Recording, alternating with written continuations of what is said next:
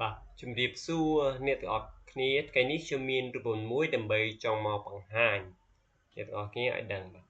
អញ្ចឹងរង្វាន់ថ្ងៃនេះគឺខ្ញុំយករង្វាន់មួយគឺរង្វាន់ Count Blast បាទ Count Blast នេះគឺជារង្វាន់មួយដែលប្រើសម្រាប់រាប់កាឡាដែលមិនមានទិន្នន័យបាទមានន័យថាទទេប្រអប់ណាទទេបាទមិនរាប់កន្លែងណាដែលមានអក្សរនិមិត្តសញ្ញាឬក៏លេខហ្នឹងវាអត់រាប់ទេអញ្ចឹងវារាប់តែកន្លងណាដែលមានទទេអញ្ចឹងតោះឥឡូវយើងចូលអនុវត្តទាំងអស់គ្នាតោះជាដំបូងគឺយើង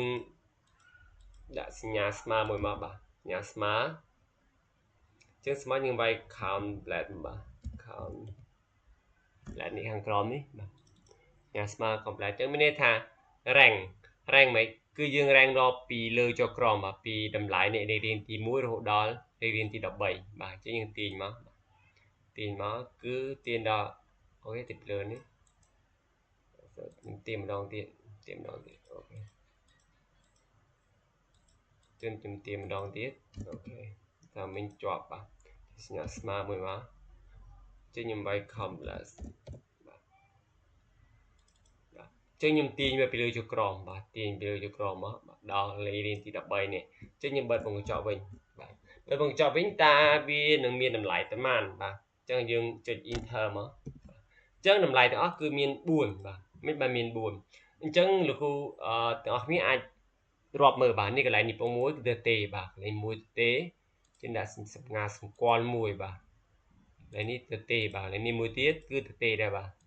ទេ2កន្លែងនេះ3អញ្ចឹងខាងក្រោមនេះគឺ4បាទអញ្ចឹងមានន័យថាវារាប់តែកន្លងមួយណាដែលទេបាទនេះទេបែបនេះគឺរាប់ប៉ុន្តែ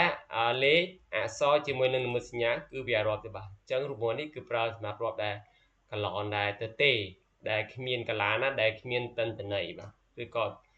មានវាអក្សរអីទាំងអស់អញ្ចឹងខ្ញុំសាកវានេះមួយបាទតែវាឃើញប្រមាណ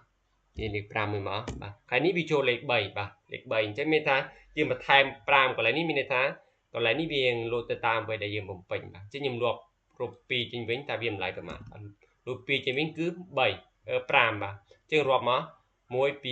3 4 5បាទអញ្ចឹងមានតែ